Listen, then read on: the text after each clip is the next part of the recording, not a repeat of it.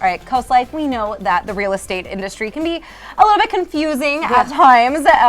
You don't know what's going on. If you're a buyer, if you're a seller, there's a lot of information to consume. But luckily, we've got some experts on hand. You know who's joining us on the CoastLife couch today, Rachel and Dustin Parker with the Parker Group. Welcome back. Thank you. Thanks for having us. Yeah. As always, we love having you here. Now, let's talk a little bit about interest rates, because I think that's something that everybody is always a little intimidated by, confused by, whether you're a first-time home buyer, and maybe even if you do have a little bit of experience, they can still be a little bit confusing. So what's happening with interest rates right now? Yeah, so the market over the last couple of years has been kind of crazy in terms of interest rates. It was just a couple of years ago that we were down to like 2.8, 2.9% in interest rates, which was like historical lows that people had never seen before. Wow. And then it seemed like almost overnight that shot up and doubled and almost tripled, where we had gotten up above 8% for a period of time. And so it's been a wild year in the real estate market as far as interest rates go. Yeah, so it makes sense that people would be confused. But we did finally get a little piece of good news this week, and that was that the Fed has paused rising interest rates. They're holding them steady, and they've even promised that next year they're looking at up to 3 interest rate cuts over the course of 2024, which is great news. So is that something that, and not to sound not trusting, but is that something we can rely on if you're looking to sell? Can you bet on them lowering? Sure. So where the Fed sets their mark isn't a direct correlation to mortgage interest rates, and that's where I think there's often some confusion. But typically, as the Fed raises their rate, the cost of borrowing money also increases. And what we're seeing now is that because that's stabilized and because almost every analyst is predicting at least 2, if not 3 interest rate drops by the Fed next year, mortgage rates typically will likely follow.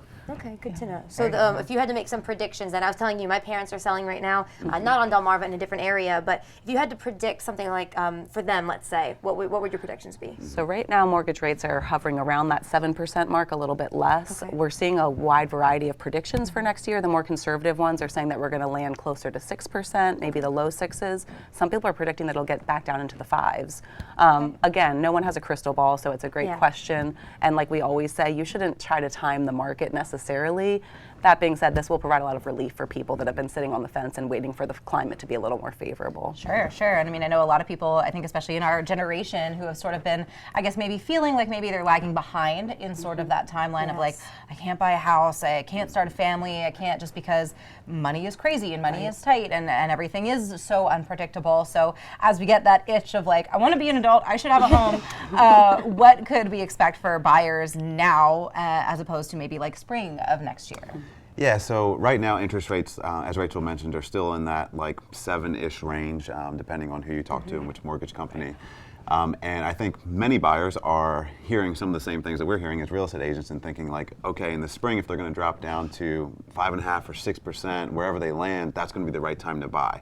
And while that might be a good time to buy, you also have to consider that every other buyer has that same thought. And so right now, although interest rates are a little bit higher, there's less competition in the market, so you can have a little bit more choice in terms of what you're looking for.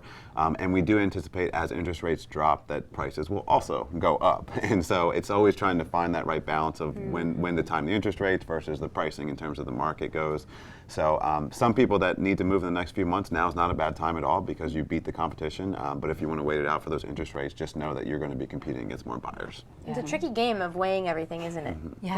Well, and I think that's why it's so important to, look at going with a real estate company like our friends at the Parker Group, because it is muddy. It's hard to do on your own. It's confusing on your own. And I think to have you guys with your extensive knowledge, but also your friendliness and guiding people that are uncertain and getting them into their happy place, their dream home. And I think it's a wonderful thing that you guys do to get people there. Thank you. And thank you guys, as always, for coming in, educating us, and reassuring us that there are teams like yours out there to help guide people through that uncertainty. But don't go anywhere. We are here to guide you through your afternoon with more CoastLife when we get back.